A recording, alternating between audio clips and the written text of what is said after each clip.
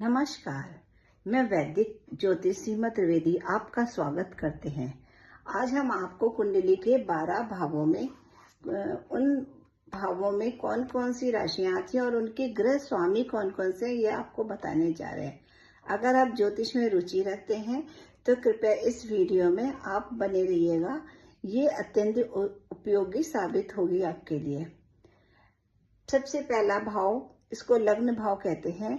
ये भाव हमारा शरीर है, हमारा व्यक्तित्व, हमारी पर्सनैलिटी है, आत्मविश्वास और जीवन की दिशा को दर्शाता है। यदि इसमें मेष राशि हो तो उसका स्वामी मंगल होता है, और यदि मंगल हो यहाँ पर तो मंगल वाला व्यक्ति ऊर्जावान, साहसी, तेजस्वी और क्रियाशील बनाता है। दूसरा भाव, दूसरे भाव को धन भाव कहते हैं। ये भाव धन, परिवार और वाणी को दर्शाता है। यदि इसमें वृष राशि हो तो इसका स्वामी शुक्र होता है। शुक्र इस भाव के सौंदर्य, कला और भौतिक सुखों को आकर्षण देता है। तीसरा भाव पराक्रम भाव। ये भाई बहनों का पराक्रम और हिम्मत और संचार से जुड़ा हुआ होता है। तीसरा भाव, यदि इसमें मिथुन राशि हो तो इसके स्वामी बुध होते हैं। बुध मतलब बुद्धिमत्ता, संवाद क्षमता और चंचलता का संकेत देता है। चतुर्थ भाव सुख भाव। चौथे भाव को सुख भाव कहते हैं। इस भाव से माता, वाहन, घर और मानसिक सुखों से भी जुड़ा होता है ये चतुर्थ भाव। इसमें अगर कर्क राशि हो तो इसका स्वामी चंद्रमा होता है। चंद्रमा भावुकता, कोमलता और माता से आपके कैसे संबंध है इसको दर्शाता है। पांचवा भाव यानी संतान भाव। यह संतान, विद्या, प्रेम और पूर्व जन्मों के पुण्य को दर्शाता है। यदि इसमें सिंह राशि हो तो इसका स्वामी सूर्य होता है। सूर्य आत्मविश्वास, नेतृत्व और प्रतिष्ठा को देता है। छठा भाव रोग, शत्रु, ऋण का भाव होता है। इससे नौकरी इत्यादि भी देखी जाती है।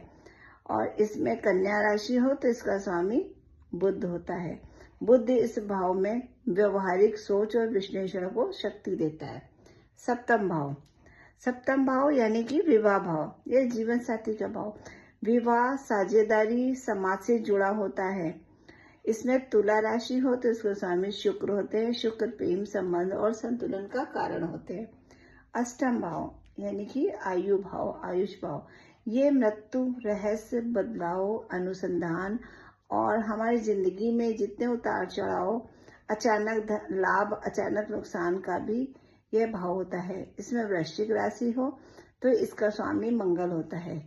जीवन में परिवर्तन का संकेत देता है। नवम भाव ये भाग्य भाव होता है। ये धर्म, भाग्य, गुरु, यात्रा, संस्कारों से जुड़ा होता है। इसमें धनु राशि हो तो इसके स्वामी गुरु होते हैं। गुरु ज्ञान, आस्था और शुभ कार्यों के प्रतीक होते हैं। दशम भाव कर्म भाव। दशम भाव करियर, समाज, प्रतिष्ठा और कार्य के लक्ष्यों से जुड़े होते हैं। इसमें मकर राशि हो तो ये शनि इनके स्वामी होते हैं। शनि यानी कि परिश्रम, अनुशासन और न्याय का ग्रह होता है।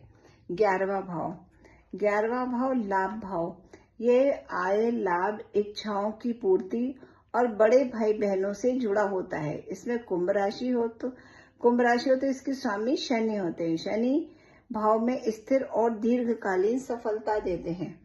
अब द्वादश भाव को व्यय भाव भी बोलते हैं। ये विदेश यात्रा, व्यय, मोक्ष और एकांत से जुड़ा होता है। इसे मीन राशि हो तो इसके स्वामी गुरु होते हैं। इस भाव में अध्यात्म, सेवा और त्याग की भावना को बढ़ाते हैं। अब ये थे आपके 12 भाव जिनमें जुड़ी सारी राशियों के स्वामी।